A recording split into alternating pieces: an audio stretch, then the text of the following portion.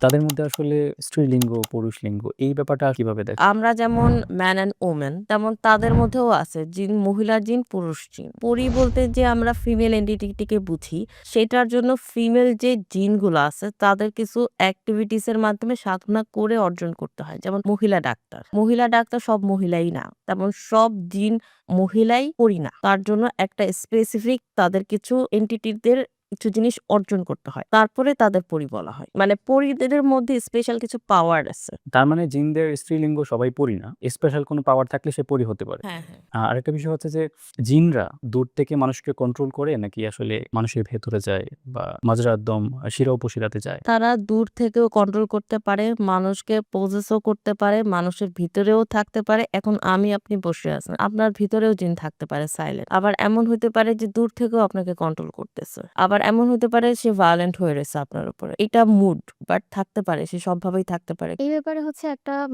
হাদিস আছে। রাসূলুল্লাহ সাল্লাল্লাহু আলাইহি সাল্লামের একজন স্ত্রী সাফিয়া রাদিয়াল্লাহু তাআলা আনহু তিনি তার কাছ থেকে বর্ণিত রাসূলুল্লাহ সাল্লাল্লাহু আলাইহি সাল্লাম বলেছেন, জিন হচ্ছে মানুষের রক্তের শিরায়, শিরায় অবস্থান করে। রক্তের শিরায়, শিরায় চলাচল করতে পারে। তো তখন আমি ভয় পেলাম তারা মানুষদেরকে বিভ্রান্ত যেন না করে।